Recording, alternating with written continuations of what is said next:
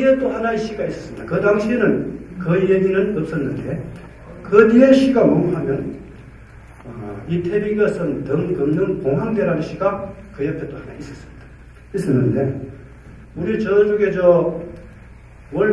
거창읍과 추상의 경계 지점에서 거창읍 쪽으로 산 쪽을 보면 정자가 하나 있습니다. 그것이 봉황대입니다. 봉황대. 그리고 그 밑에는 환강이 흐르고 있고 다리를 건너 추상 쪽의 마을이 봉황대입니다. 봉황대 말입니다. 이것이 이태비가 쓴 등 긋는 봉황대에서 따온 것이 아닐까 저는 이렇게 생각을 합니다. 그리고 거기에 보면 또 원동에 삼산이수라는 갈비탕 집인지 갈비집인지 모르겠는데 음식집이 있습니다.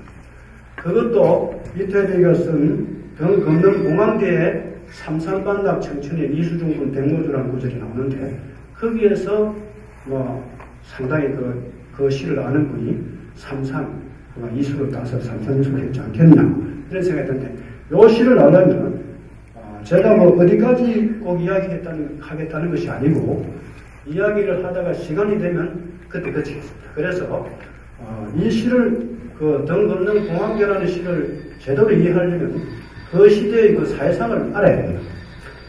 이태백이는 서기로 901년도에 태어났다고 제가 요번에 한번 파악을 해봤더니 서기로 901년에 태어나고 그 다음에 당명왕이 양귀비는 이태백보다 18살 아래더라고요. 18살. 919년에 태어났어요. 양귀비는. 알록사는 이태백보다 2살 아래고 두 분은 이태백보다 11살 아래였습니다. 이번에 파악을 해보니까. 그 다음에 당명왕은 양귀비보다 35살 이상이에요. 35살. 그 당시에 이태백이는 어디서 태어났느냐면 지금 사천성 성도에서 저 양장강 상류로 쭉 올라가면 부강, 양장강의 상류 중에 부강이라는 강이 하나 있는 것 같습니다. 그 강가에 청년진이라는 곳이 있는데 거기서 태어났다는 거예요. 그런데 청년진이기 때문에 이태백이를 청년거사라고도 부릅니다. 그런데 이태백이는 어릴 때부터 머리가 아주 좋았다는 겁니다. 그래서 보면은 5살 때 육갑을 배웠다. 이렇게 되어 있습니다. 갑작을 축병이 좀 이거죠.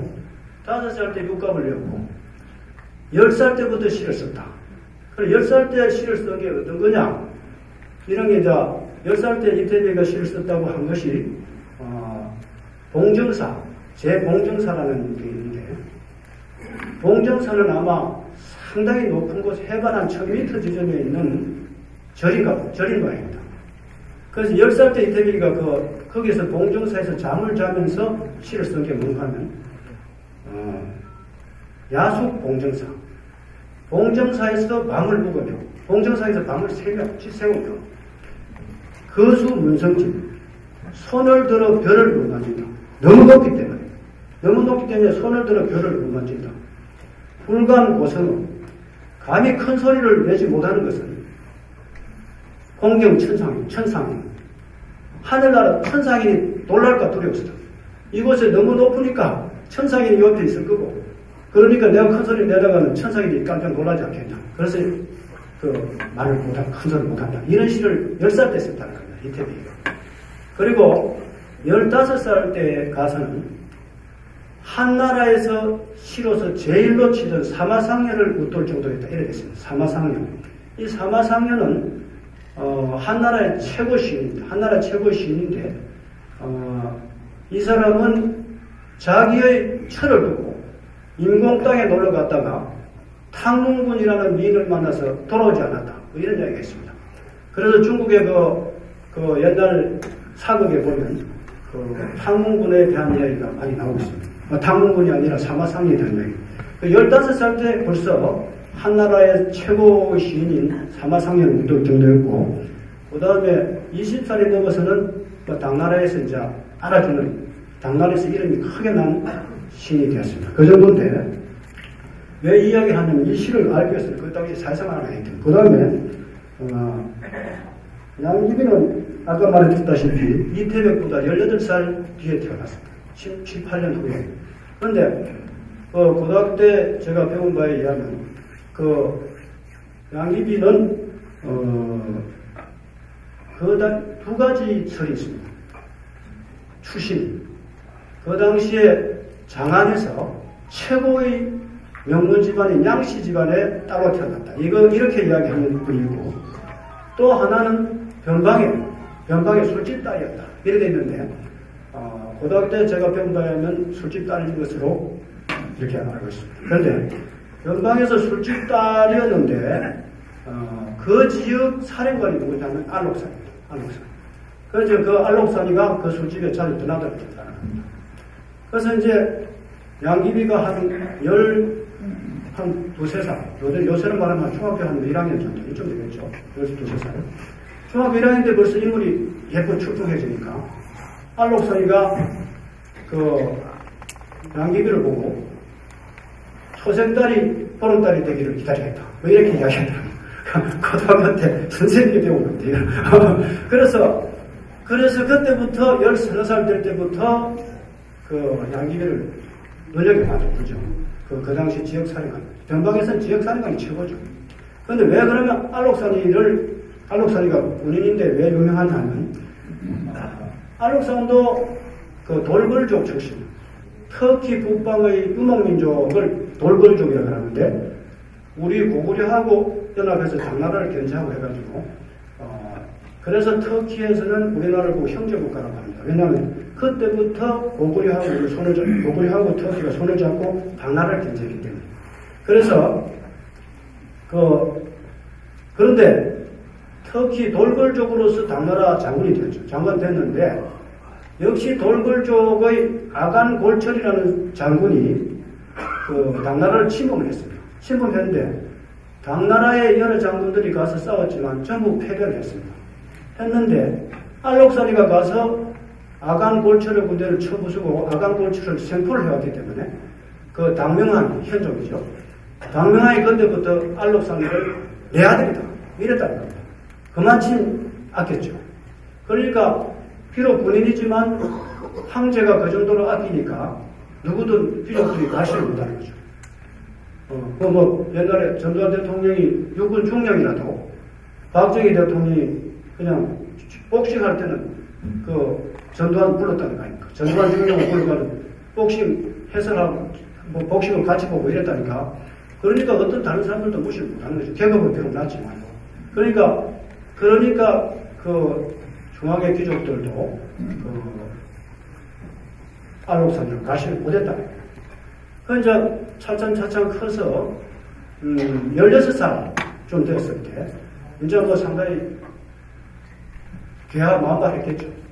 양귀비가 활짝 폈겠죠. 그러니까 아주 인물이 예쁘고 이러니까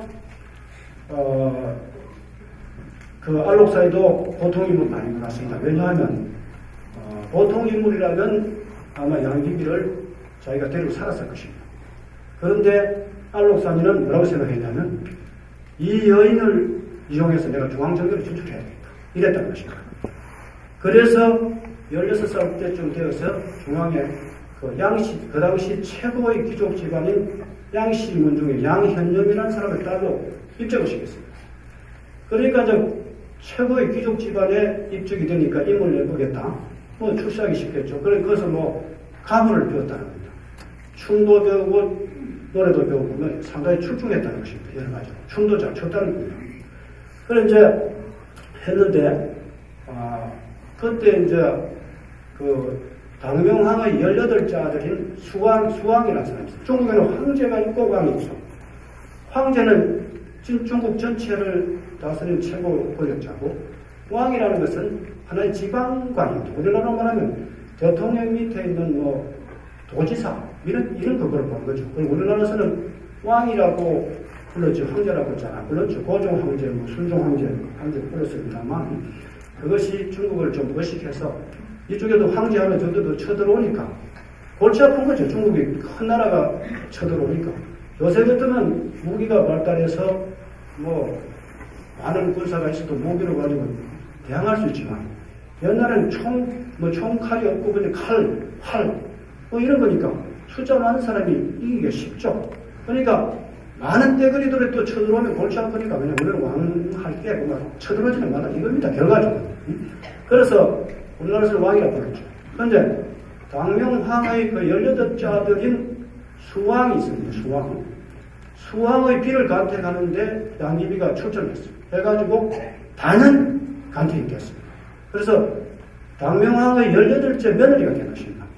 18째 며느리가 되었는데 그 18째 며느리 되는데 그때 마침 당명황이 사랑하던 수왕의 어머니가 우혜비인데 우혜비가 아주 예뻤던 모양인데 그분이 일찍 죽었습니다.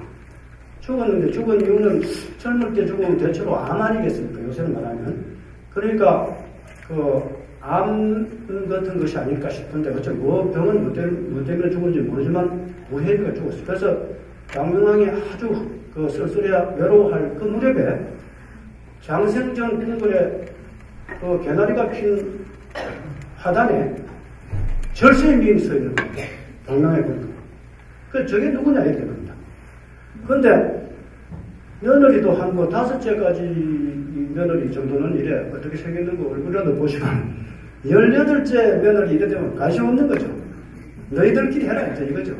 그러니까 별 관심이 없었는데 절세의 미인이 있으니까 지금 뭐냐 이렇게 되는데 그 당시에 이제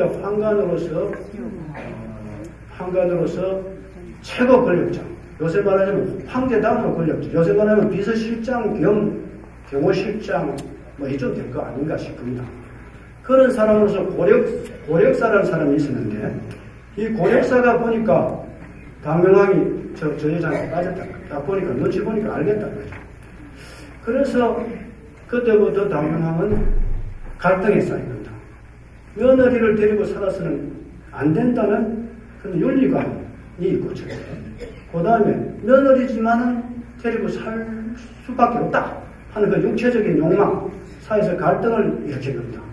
그런데 일반적으로 보면 우리 보통 사람의 경우에는 윤리의식이 육체적 욕망을 억누르죠.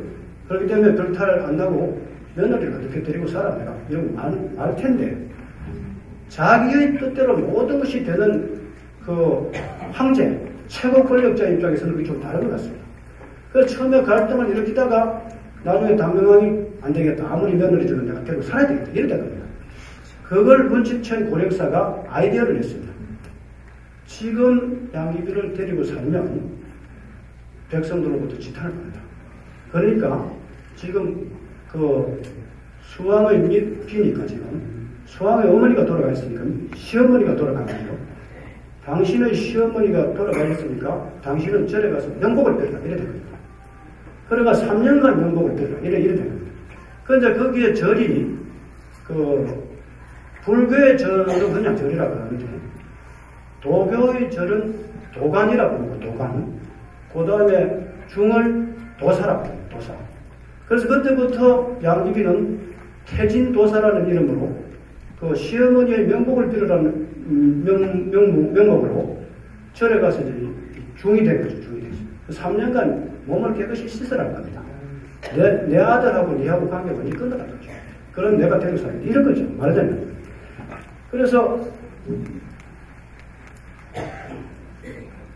그리고는 자기 18자를 수왕한테는 궁녀 중에서 좀 행실이 바르고 인물 좋게 차는 여자 이씨라는 여자를 버리고 너는 얘하고 살아라 이럽니다. 그런데 그 당시에 양귀비하고 그 수왕하고가 너무나 이 건설이 좋았기 때문에 양귀비하고 헤어진 후에 수왕은 그 이씨라는 궁녀하고 하룻밤도 같이 앉았다는 겁니다. 같이 앉았고 근데 그때 이미 양귀비는 2 아들을 두고 있었답니다. 2 아들. 그런데 그 이씨는 그 2 아들을 자기의 친아들처럼 극진히 키웠다는 겁니다. 그래서 나중에 보면은 그 2 아들은 그 어머니를 진짜 어머니다 이렇게 인식을 했다는 겁니다. 그 예로서 뒤에 알록산의 군대가 알록산이가 난을 일으켜가지고 낙양을 점령하고 장안을 갖다 위협하고 있을 때 전부 다 촉당으로 피난을 가진다. 이래가 피난을 가려고 할 때 양귀비가 군대를 보내가지고 자기의 두 아들을 맨 먼저 피신시키라고 했다는 겁니다. 그러니까 두 아들 보고 그 지금 알록산이가 쳐들어오고 있으니까 피난 갑시다 이러니까 두 아들이 단호히 거절했다는 겁니다. 도대체 양귀비라는 여자가 누구냐 말이에요. 그 여자하고 우리하고는 아무 관계 없다. 우리 집에 있는 이 어머니만이 우리들의 유일한 어머니다. 이러면서 단호히 거절했다는 것입니다. 그래서 그 양귀비의 두 아들은 알록산의 난리통에 죽은 것으로 되어 있습니다. 왜냐하면 그 뒤에 역사책에 나오지 않기 때문에. 그래서 그런 이야기, 양귀비 이야기는 그 정도로 또 하고, 알록산 이야기하고, 후보는 이태백보다 11살 아래입니다. 그래서 그 무렵에 이제 그 알록산이가 난리를 일으키기 전이죠. 일으키기 전에 그러면 이태백은 어떻게 해서 발탁이 되었느냐. 이태백의 선배 중에 시인으로서 하지장이라는 사람이 있습니다. 하지장 이 양반은 과거 시인도 되었고 또 술을 엄청 잘해가지고 이태백하고 술을 아주 좋아하는 술 친구죠. 나이는 많지만 이 사람은 그 당명하고 아주 가까운 척근입니다. 그래서 이태백이 저 시를 저렇게 잘 쓰는 저 제사를 저렇게 썩일 수는 없다. 이래가지고 당명한테 소개를 시키려고 했습니다. 벼슬을 드리려고 했습니다. 그래서 두 분 당명하고 날짜를 잡았어요. 만나요. 이태백하고 하지장하고. 이태백이 술이 취해가지고 두 분이나 당명항을 갖다가 바람을 맞았습니다. 보통 사람 같으면 당장 죽였겠죠. 보통 사람 같으면. 당명항도 그만큼 대인이고 또 이태백이가 너무나 그 당시에 시를 잘 썼기 때문에 봐주는 거죠. 봐주는. 그러니까 세 번째 만나가지고 대화를 한 다음에 한림학사라는 그 타이틀을 주면서 공중시인으로 발탁했습니다. 공중시인으로. 이 사람은 그냥 궁궐에서 시를 쓰라고 시는 안 쓰고 월급 받는 거예요. 한 장관급 정도 월급 받는 거예요. 엄청난 대접을 받는 겁니다. 이태백이. 술 공부 잘해가 출세한 사람이 그 사람은. 그래서 그쯤 되었을 때인데 이 사람은 그냥 당명항이 자기를 엄청 사랑하기 때문에 세상에 겁나는 게 없어요. 이태백. 아나무인으로 놀아보죠. 그 무렵에 양귀비 아까 이야기하다 말았지만 당명항이 3년 후에 하청지에서 양귀비를 하청지라는 온천탕에서 목욕을 시킨 다음에 자기가 데리고 살았습니다. 데리고 살았는데 그러니까 양귀비하고 나이 차이는 35살 차이예요. 26살 때 만났는데 61살 이렇게 된 거죠. 그러니까 양귀비가 인물이 예쁜데다가 고등학교 때 세계사 스님 표현을 빌리면 양귀비가 얼마나 살길이 고왔느냐. 막걸리를 마시면 목에서 볼 때 막걸리가 넘어가는 것이 보였다. 이런 정도라고 하니까 살길이 엄청 고왔던 것 같습니다. 그런데 요새 그 책을 보니까 이렇게 표현이 되어 있습니다. 양귀비에 대해서 몇 가지 표현을 했습니다. 기태농염. 그 모양은 무척 아름다웠고, 농염이라는 것은 성적으로 매력적인 사람을 농염하다. 이렇게 표현을 합니다. 그 모양이 무척 섹시하고, 이렇게 표현할 수 있겠죠. 요새 말로 하면. 기태농염. 발불칠이 헛. 머리는 오칠을 하지 않아도 까맣고, 그 다음에 미불묘의 연. 이 녀석은 칠을 하지 않아도 반달하고, 대부지홍. 볼은 연지를 찍지 않아도 붉고, 순부도의 주. 입술은 구지변이를 바르지 않아도 빨갛다. 이렇게 되어 있습니다. 립스틱을 바르지 않아도 빨갛다. 이렇게 아주 태어나기를 예쁘게 태어난 것 같습니다. 그런데, 그렇게 예쁜 여자죠. 여자인데 자기보다 35살 아래고. 그러니까 당명항이 그 사람 말을 안 들어줄 수 있겠습니까? 다 양귀비가 해달라는 대로 다 해주는 거죠. 안 들어준 게 거의 없다는 거죠. 그런데 어느 날 양귀비의 생일날, 양귀비가 당명항 보고 폐하 청이 하나 있습니다. 이렇게 됐습니다. 이래 된 거죠. 시인 이태백이가 와서 내 생일을 축하하는 시를 써주시면 한이 없겠습니다. 이래 됐습니다.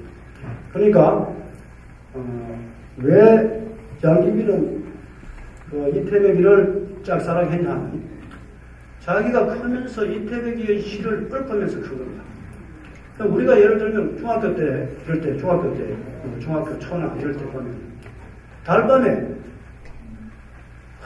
이 거창의 달이 얼마나 밝습니까? 달이 환한데 그럴 때는 이제 김소월의 시가 생각나죠. 봄, 가을 없이 밤마다 돋는 달도 예전에 미처 몰랐어요. 이렇게 사무치게 그리울 줄도 예전에 미처 몰랐어요. 달이 앞만 밝고도 쳐다볼 줄은 예전에 미처 몰랐어요. 이제금 저 달이 서름인 줄은 예전에 미처 몰랐어요. 이러면 이거 미치는 거 아닙니까? 우리가 김소월의 시를 읊으면서 자라난 것과 마찬가지로 양귀비는 이태백의 시를 읊으면서 자라났기 때문에 이태백이를 무척 사모했다는 겁니다. 그래서 시인 이태백이가 와서 내 생일을 축하하는 시를 쓰면 한이 없겠습니다. 이렇게 됐습니다. 그러니까 당명왕 입장에서는 그거야 할 수 있지. 이래 된 거예요. 그래서 권력자 고력사하고 이태백이를 찾아와야 됩니다. 그래서 아마 요새 말로 하면 장안 경찰청장한테 아마 그런 지시를 내렸을 겁니다. 찾아오라고. 막 찾아다니는 거죠. 막 찾아다니는 거죠. 그럼 도대체 잘 안 나타나겠죠. 이태백이 같은 사람이. 그냥 그냥 하루 종일 찾아다니는 거예요. 아마 나중에는 특진을 걸었을 거예요. 이태백이 찾아오면 일개가 특진시키겠다 이러니까 경찰관들이 눈에 불을 켜고 찾아올 때 술집이란 술집을 다 뒤지는 거죠.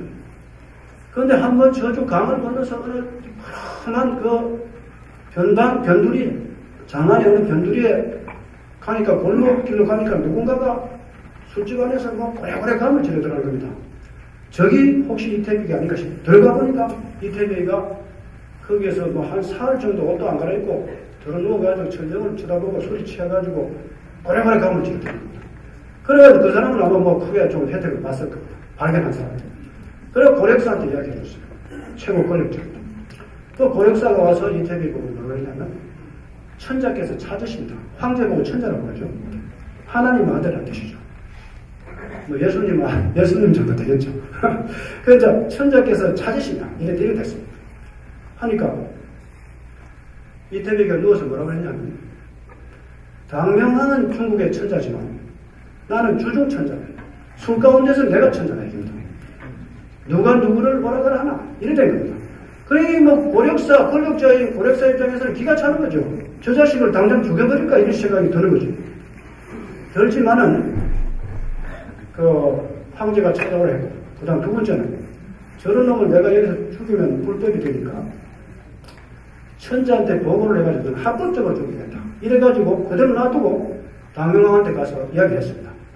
저 자식이 천자께서 찾으신다고 했는데 들어 누워가지고 일어나지도 않고 자기는 당명왕은 중국의 천자지만 나는 주중 천자다고 쳐다보지도 않습니다. 이래 된 거예요. 보통 사람 같은 건 당장 죽이라 하겠죠. 그 당명왕도 역시 통이 큰 사람이다 보니까 그러니까 자기보다 35살 아래 최고의 미인을 양귀비를 데리고 산 거 아니겠습니까? 그러니까 당명왕이 뭐라고 그랬냐면 천자라면 천자 대접을 해줘야죠. 이러면서 내가 타던 가마, 황제가 타던 가마는 은이라고 하죠. 은을 가지고 와서 주중천자를 모셔오라 이래 됐습니다. 그러니까 사람들이 가서 황제가 타던 가마를 가지고 가서 이태백이 보고 타라 이래. 이태백이 타더라는 겁니다. 그래서 이태백이가 거기로 이제 황제가 타던 가마를 타고 궁궐을 갔습니다. 그런데 그것이 사람들이 단순히 지어낸 이야기냐 아니면 실제냐 이것이 문제인데 이태백보다 11살 아래인 두보가 쓴 음중팔승가라는 시에 그것이 나온다. 음중팔승가라는 건 무엇이냐면 술 가운데 8신선에 대한 이야기 이런 거 노래 이런 거죠.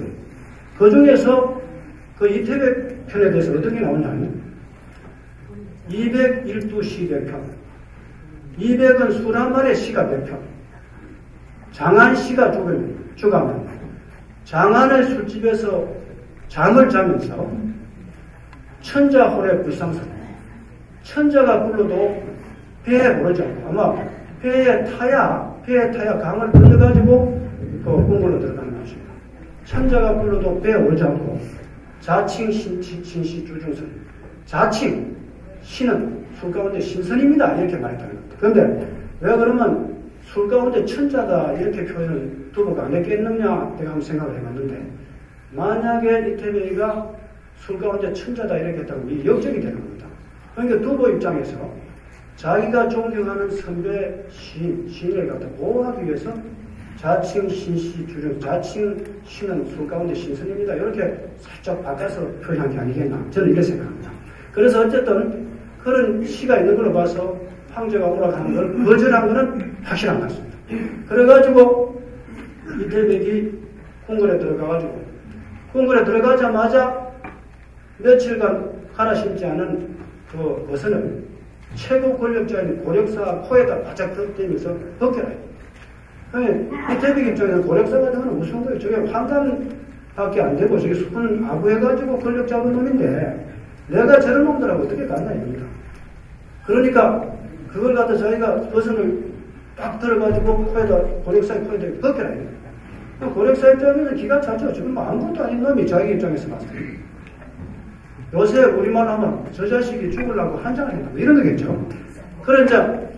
그래서 어쨌든 간에 황제 앞이기 때문에 어쩔 수 없이 벗겼다. 벗기고 나니까 그래서 오바이트를 했다. 서로 많이 오바이트를 하니까 뭐 양귀비가 손수건으로 얼굴을 닦아주고 난리 났다는 거예요. 그러니까 그 병풍 뒤에다가 재웠다는 거예요. 이태리. 한심 자고 일어나니까 강명왕이 비단 12피를 때렸다는 거예요. 12피. 그러니까 황제가 비단 한 피를만 내려도 그건 뭐 가문의 영광이겠죠. 그런데 12피를 내렸으니까 뭐 황제가 얼마나 이태리를 죽으셨는지 알 수가 있죠. 12피를 내리고 양귀비가 먹을 갈고 이러니까 시를 썼습니다. 시를 썼는데 그게 이제 청평조사인데 어떻게 읊느냐 하면 문상, 이상, 화상 치맛자락은 구름이냐 양귀비에 아마 치맛자락이 아마 쫙 옆으로 구름처럼 퍼져 있을 것 같습니다. 치맛자락은 구름이냐 얼굴은 모란꽃이냐 중국 사람들이 가장 국위의 상징으로 생각하는 그 꽃이 그 모란꽃이죠. 얼굴은 모란꽃이냐 춘풍불안 노안 봄바람 난간 스치고 꽃에 맺힌 이슬 짙게 엉이죠. 약비 군옥상두개 만약 군옥산 꼭대기에서 본 일이 아니라면 그 양귀비의 아마 별궁이 군옥산 꼭대기에 있는 것 같습니다. 그 군옥산 꼭대기에 양귀비가 왔다 갔다 하니까 저 사람은 군옥산 꼭대기에서 본 일이 아니라면 회향 요대 올라하고 요대 휘영청 밝은 달 아래서 본 일이 틀림없다. 그런 식으로 양귀비를 표현했습니다. 그러고 나서 두 번째 연연은 일지 농염 동향 한 가지 농염한 오랑꽃의 이슬 향기 우누무산 광단장 무산의 비구름 단장을 쓸 것입니다. 이 부분에 대해서는 좀 그 전설을 말씀드려야만 이해가 될 것 같습니다. 옛날에 무산 여러분들 삼엽댐 알죠? 삼엽이라는 것은 세계의 협곡을 말합니다. 세계의 협곡. 양자강이 넓은 곳에 갈 때는 물살이 세지 않다가 좁은 골짜기에 가면 협곡에 가면 물살이 굉장히 세죠. 그러니까 막 물소리가 굉장히 소리가 크고 그 세계의 협곡 우당협 우당협은 중국 발음으로 치탕샤라고 합니다. 우당협 그 다음에 무협은 우샤라고 하고 시링샤 서령협 그 서령협은 중국 발음으로 시링샤라고 하는데 이 세 개의 협곡을 막은 것이 삼엽댐입니다. 그 삼엽댐 있는 곳에 무협 있는 곳에 무산이라는 아주 아름다운 산이 있습니다. 그런데 옛날에 초나라 영왕이 무산에 놀러를 갔습니다. 무산에 놀러를 가가지고 그 정자에서 낮잠을 잤습니다. 낮잠을 자니까 꿈에 절세의 미인이 나타났습니다. 절세의 미인. 그냥 꿈에 나타난 미인이니까 보통 미인이 아니겠죠. 그 양귀비보다 훨씬 고차원적인 미인일 겁니다. 절세의 미인이 나타나가지고 동침하기를 청한 겁니다. 그래서 그 양왕이 그 미인하고 동침을 했는데 너무나 좋았어요. 그래서 그 미인 보고 뭐라 그랬냐면 나하고 같이 궁궐에 가서 영원히 행복하게 같이 살자 이렇게 했습니다. 그러니까 그 미인이 하는 말이 저는 무산의 신녀다. 귀신이다 이겁니다. 무산의 귀신. 무산의 신녀다. 뭐 좋게 표현하면 신선이다. 선녀다 이렇게 표현할 수 있겠죠. 아까 선양면에서 무산 12왕 아니었던 선녀 어찌 있을까 이야기했죠. 그것이 바로 이겁니다. 아까 그때 길게 이야기를 못한 것은 그 이야기를 해버리면 연결하기 때문에 지금 저거 이야기합니다. 지금 말하는 그 선녀 이걸 말합니다. 그러니까 나는 무산의 선녀다. 아침에는 구름이 되고 저녁에는 비가 돼서 땅이 떨어진다. 이렇게 이야기했습니다. 그래서 그러고는 사라졌습니다. 그래서 양왕이 너무나 아쉬워서 꿈을 꿔보니까 너무나 아쉬워서 무산 꼭대기를 바라보니까 오색 영롱한 구름이 떠 있었다. 이렇게 됐습니다. 그래서 그때부터 남녀간의 육체관계 이걸 갖다가 정자는 말로 운우라고 표현을 하고 그 육체관계의 정을 운우지정 또는 육체관계의 쾌락, 즐거움을 운우지락이라고 그 정자한 표현을 쓰고 있습니다. 그래서 그 양귀비에 대해서 뭐라고 표현하냐면 무산의 비구름, 아까 운우 말하는 거죠. 단장의 슬픈 여신. 이 창자를 끊는 슬픈 여신이다. 왜 그러냐면 사람이라면 양왕을 따라가서 양왕과 행복하게 살 수가 있는데 자기는 사람이 아니고 귀신, 신선이기 때문에 같이 못 가니까 단장의 슬픈 여신. 그러면 왜 양귀비를 이렇게 표현했겠느냐. 제 나름으로 한번 생각해봤습니다. 누가 그렇게 해설하는 데는 보지 못했습니다만 제 생각으로는 저는 나름대로 양귀비가 아까 수강하고 행복하게 살고 있었는데 그 당명왕이 자기 아들인 수강을 제치고 자기를 뺏어갔다. 그럼 양귀비가 거부할 수 없는가? 이런 생각을 해볼 수 있는데 만약에 양귀비가 거부를 한다면 양귀비도 죽을 가능성이 있고 양귀비지만 지양도 죽던 말이다. 그럼 수왕이 죽을 거고 그 다음에 자기 아들이 죽을 것이다. 그렇다면 내 혼자 그냥 당명하고 기분 맞춰주고 내 아들과 남편을 뭐할 것이 좋지 않겠냐. 이런 생각을 한 게 아니냐. 그래서 이태백도 그런 차원에서 수왕과 헤어져서 당명왕한테 왔으니까 단장의 슬픈 여신이다. 그러니까 창자를 끊는 자기가 사랑하던 수왕을 버리고 당명왕 권력 때문에 당명왕한테 갈 수밖에 없으니까 단장의 슬픈 여신을 표현한 게 아니냐. 이태백이가 그래 생각을 해봤습니다. 그래서 단장의 슬픈 여신이다 하고서 차문 항공수덕사 비료 문론이 한나라 공중에 누구와 같다고 할까? 한나라 공중에 누구와 닮았다 할까? 이렇게 자기가 이태백을 캐치마크를 붙여놓고 하는 말이 가련귀연 이신장. 가련이라고 하면 불쌍하다 이런 것도 되지만 아주 아름답도 돼.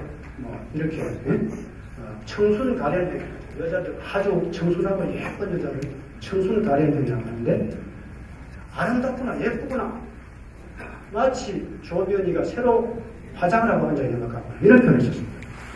지금 시대에는 양귀비가 새로 화장을 하고 앉아있다 하면 그건 최고 예쁜 미인이라는 뜻이 될 것입니다. 그러나 양귀비 시대에는 양귀비라는 사람은 별일이 없고 조비연이를 닮았다 그러면 최고의 미인이라는 뜻입니다. 최고의 미인이라는 뜻이고 왜 비연이라 했느냐면 이게 경신세요. 몸이 가늘고 허리가 가늘고 너무 몸도작이 제비와 같이 날려가다 해서 비연이라는 이름을 지었다는 것입니다. 그러니까 양귀비가 그 표현을 보고 조비연이가 새로 화장을 하고 앉아있는 것 같구나 이 표현을 보고 너무 기분이 좋았다. 최고의 미인이 화장을 하고 앉아있는 것 같구나 이런 표현입니까? 그래서 양귀비가 기분이 좋았어요. 당명왕도 기분이 좋고 이래서 그 시가 청평조사인데 그 시에다가 당명왕과 양귀비가 곡을 붙여가지고 작곡을 해가지고 노래를 부르고 이랬습니다. 잔치할 때마다 그걸 갖다 부르고 그러자 그렇게 되니까 그게 대체로 기분 다 좋아하겠지만 기분 나빠하는 사람이 있겠죠. 기분 나빠하는 사람이 있는데 뭐 기분 나빠했느냐? 고력사가 기분 나빠했습니다. 저 자식을 좀 손을 봐야 되는데 당명왕이 저렇게 사랑하니까 이게 손을 볼 수도 없고 어떻게 해야 되겠냐 해가지고 약간 어용적 입장에 있는 그 시비평가, 평론가라고 할 수 있겠습니다. 그 사람들을 불러가지고 이 청평조사에서 이태백이를 좀 손볼 수 있는 부분이 있는가 한번 조사해봐야 되거든요. 그럼 최고 권력자에게 그건 가능하겠죠. 그래서 그것은 몇 가지를 갖다 터집을 잡았습니다. 터집 잡았는데 그냥 다른 뭐 터집도 있지만 제일 중요한 게 뭐냐면 가련비언이 시간입니다. 가련하거나 조비언이가 새로 문단 작업을 하는 거. 그건 왜 그러냐면 양귀비가 자기 시아버지하고 살고 있지 않습니까 지금. 근데 그 조비언이도 한나라 성제의 후궁이 됐는데 한나라 성제에게 발탁이 되기 전에 성제의 왕자하고 좀 동거생활을 했다는 거예요. 그런 차원에서 본다면 시아버지하고 같이 살다는 그 공통점이 있습니다. 그걸 갖다가 이야기를 해가지고 이것은 나쁘게 표현하자면 내 시아버지부터 그런 더러운 년들아 이렇게 욕한 것이다. 이렇게 고력사한테 이야기를 합니다. 그러니까 고력사가 그걸 갖다가 양귀비한테 알려줬습니다. 양귀비가 그때까지만 해도 이태백을 굉장히 사랑하고 사모했는데 저 사람이 나를 이렇게까지 욕을 해? 이랬더니 그럼 원래 뭐 머리가 인물이 아주 예쁜 사람이 머리가 아주 썩 좋지는 않죠. 대체로 보면. 그 하나님이 전체 나를 한 몸에 다 주지는 않죠. 그러니까 그 뭐 양귀비도 물론 머리 좋았다고 되어 있습니다만 그렇게 머리 좋지는 않았을 거예요. 그러니까 양귀비가 거기서 확 돌아버려요. 그 이제 여자가 뭐 하늘 품는 얼굴에 소리가 되지 않습니까? 그 양귀비 그것 때부터 이태백을 조금 갈아주고 해야 되는 거예요. 그래가지고 당명왕한테 양귀비하고 고력사 일가들이 이태백이를 죽이라고 막 상소를 올렸습니다. 저는 나쁜 놈이다. 그런데 당명왕은 이태백이를 너무나 사랑했기 때문에 그런 말을 전혀 듣지 않았습니다. 그 양귀비의 청을 거절한 것이 그것 딱 하나입니다. 그 이태백이를 죽이라는 것을 죽이지 않았다. 그런데 안 죽이려면 누구야 쫓아내라 정말. 몇 분 쫓아내라는데도 당명왕은 전혀 듣지 않았습니다. 전혀 듣지 않으니까 이태백이는 그걸 자기 들었겠죠. 그래서 당명왕한테 궁궐에서 내가 나가겠다. 사표를 낸 겁니다. 사표를 내도 그걸 허락하지 않았습니다. 당명왕이. 몇 번을 허락하지 않았습니다.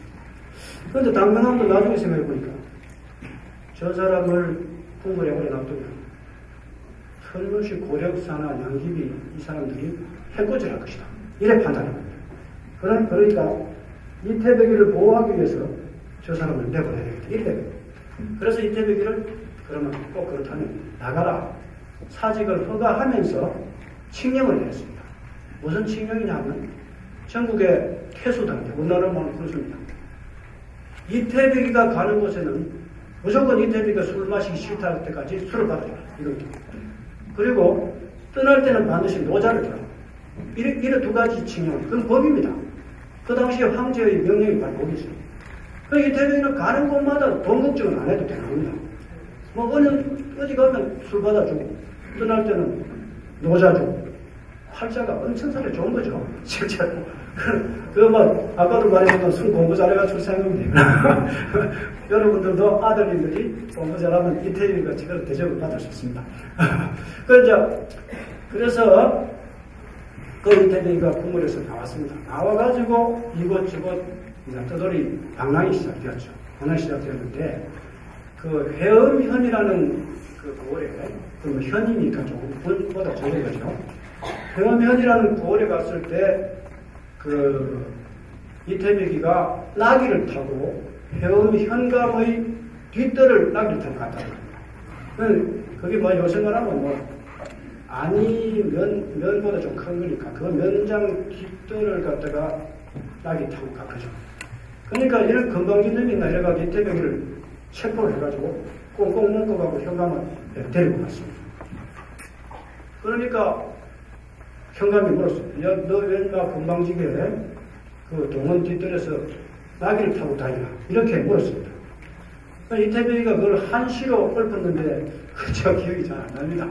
기억이 잘 안 나는데 그 뜻은 이렇습니다. 내가 옛날에는 궁궐에서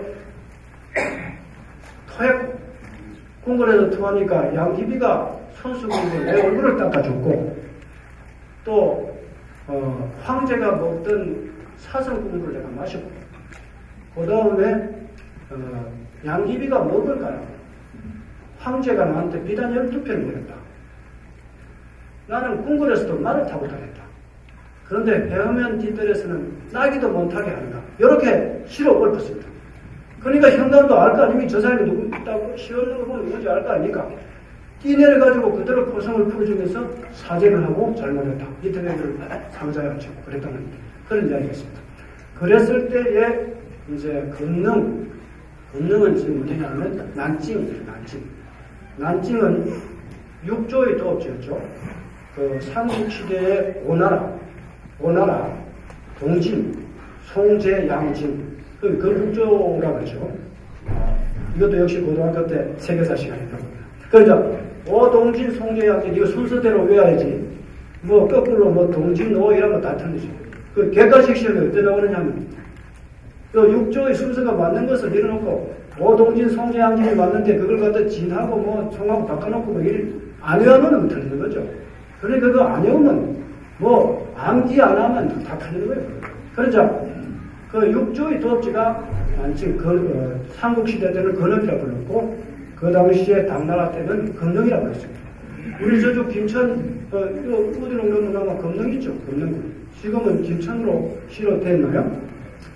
그런데 금능도 아마 그 중국의 금능에서 딴 것이 아닐까 그런 생각합니다. 그래서 그 금능에 갔을 때 금능에 가면 공황대 하는 그 대가 있는 것 같습니다. 금능공황대.